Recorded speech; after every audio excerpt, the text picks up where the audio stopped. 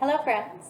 What I want to do today is I want to show you one of my absolute favorite mobility exercises. And not only is this mobility exercise really great for people who do resistance or strength train on a regular basis, but this is also great for those of us who spend a lot of hours sitting throughout the course of the day, and maybe you're experiencing some lower back or some hip pain, maybe even some pain going down into the knee joint.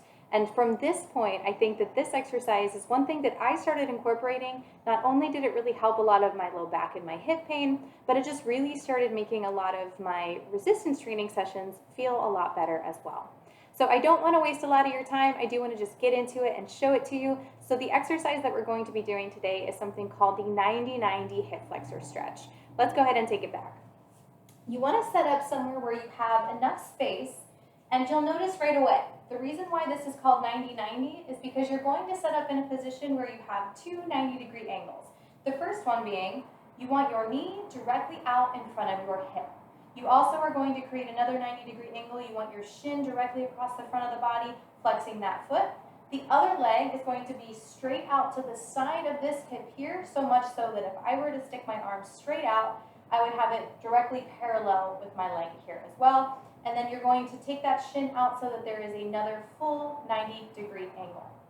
For some people, this right here is going to be enough of a stretch and you won't need much more. If you tend to find that you're kind of compensating, you're leaning over it, or you're not quite ready to get upright, you're going to place your palm down on the ground here and you're going to sit up nice and tall.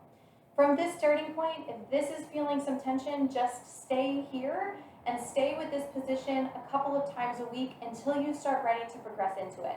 You might feel some tension here in this leg. You might also find some tension here in this leg. But the whole point is to make sure that you're maintaining contact with the knee and the ankle, actively pressing those down into the ground while you are sitting upright. And you would practice this on both sides. If you're here, you would only do this for maybe about 30 seconds or so on each side, a couple times a week.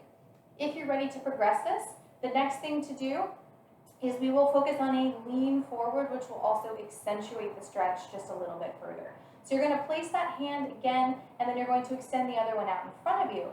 And remember to focus on your breathing. Whether you're doing that first variation or you're moving into this, I want you to focus on your breathing with each repetition. The goal here is to complete 5 full repetitions with this forward lean. So from here, we're going to press the knee and the ankle into the ground, and then we're going to lean it forward. Take a nice deep inhale. Slow exhale. And come on back. That usually equates to about 5 seconds, and then we'll do it again.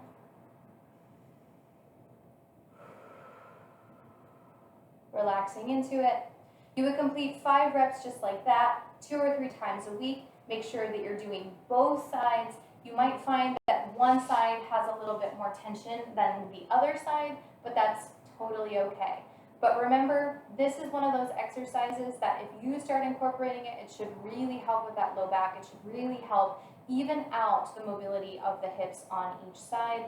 Over time, you want to try to make sure that you're getting that even amount on both sides.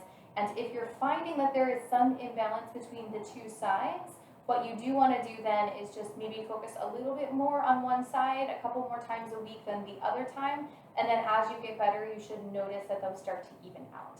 If you have any major questions at all, or if you want to progress this even further, I do have some additional variations. Don't be afraid to send me an email at alyssaspaw@gmail.com, ALYSSASPAW@gmail.com, and I'll be happy to answer any of your questions. But with that, I hope you have a fantastic day, and I really hope you feel some progress, and this helps you feel a lot better during the next couple of weeks. Talk to you soon.